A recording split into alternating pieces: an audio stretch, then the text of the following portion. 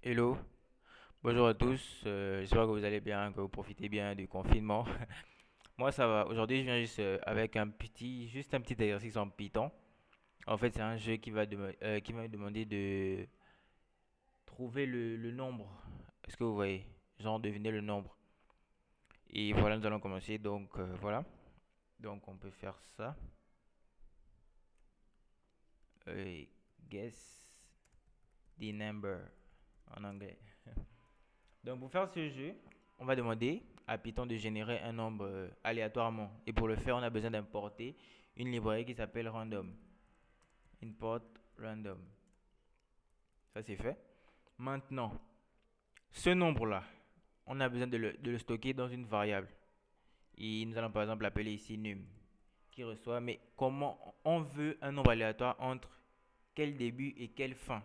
Par exemple, là, nous allons choisir, on va demander à l'exécuteur de nous choisir un nombre aléatoire entre 1 et 20. Vous voyez, donc on va mettre random.rand range, voilà. Et bit entre 1 et 20. On n'a pas besoin de mettre le pas, ça va se générer automatiquement. Maintenant, on va demander à l'utilisateur de taper un nombre. Par exemple, num user reçoit int, ensuite input, ensuite on donne le texte, saisir, on va mettre deviner le nombre de points. Voilà. Et on va donner le nombre de tentatives à 10. Donc je mets tentative reçoit 1. Vous voyez maintenant? Là, on a toutes les données. Maintenant, on a besoin de tester s'il trouve le nombre ou pas. Maintenant, on va faire dans un while. Dans un while. Ensuite, on met tant que num user est tant que num user est différent de num and le nombre de tentatives est inférieur à 10 et inférieur à 10, il continue à faire la boucle. Maintenant, qu'est-ce qu'il fait dans la boucle? Il teste. On fait if quoi? If num user est, par exemple, on va mettre la supérieure à num. On va dire à l'utilisateur que le numéro qu'il a choisi est trop grand. On va mettre toujours num user. Num user reçoit int input de quoi? On va mettre nombre trop grand. Mettre une petite virgule. On va lui dire essaye encore. Ensuite, deux points. On va aussi faire un autre if num user, là ce sera quand ce sera plus petit. Donc if num user inférieur à num, voilà. On lui dit maintenant que c'est plus petit. On peut copier ça. CTRL C. On essaye CTRL V. Et on lui dit ici nombre trop petit. Et c'est encore. Et maintenant, dès qu'on termine ça, on doit incrémenter le nombre de tentatives. Est-ce que vous voyez?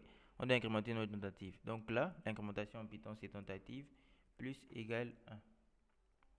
Et dès qu'on sort de la boucle, on teste. If quoi? S'il a trouvé le bon numéro. Si on dit num user est égal à num, on lui dit bravo. Bravo, vous avez trouvé. Bravo. Bon choix.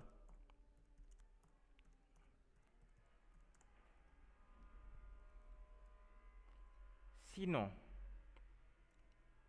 bon, pas besoin de sinon. On met juste un autre if.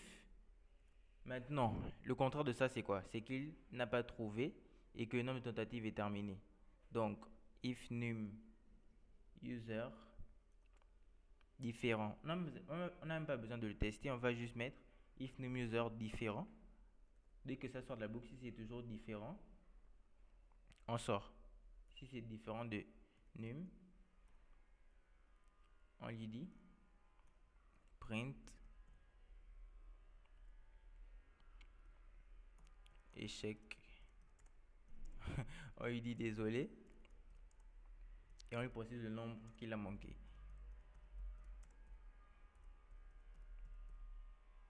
Nombre était c'est où plus num. Ouais, c'est ça, je pense.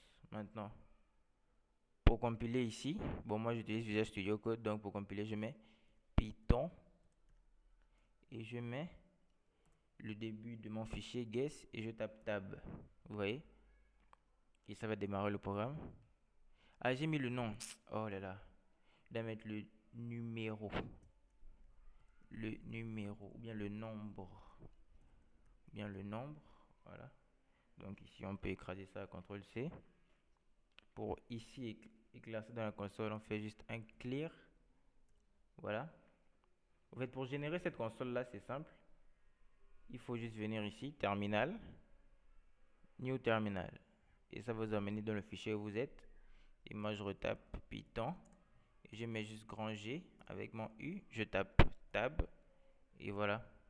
Si je mets par exemple 12, ça va être des nombres trop grands. Si je tape 4, trop grand. Si je tape 2, trop grand. Donc si je tape 1, voilà. Bravo. Bon choix. Maintenant, on va réessayer. On va faire que faire des erreurs pour voir. Attendez. On fait un CTRL-C pour que ça soit plus clair. Voilà, je rappelle la commande avec les touches de direction. Le haut et le bas. Vous voyez, quand je descends, ça devient clear. Quand je remonte, ça tape la commande précédente. Donc, j'essaye de taper 1. Chaque fois, je vais taper 1 jusqu'à 10 fois pour voir si ça spécifie bien notre erreur.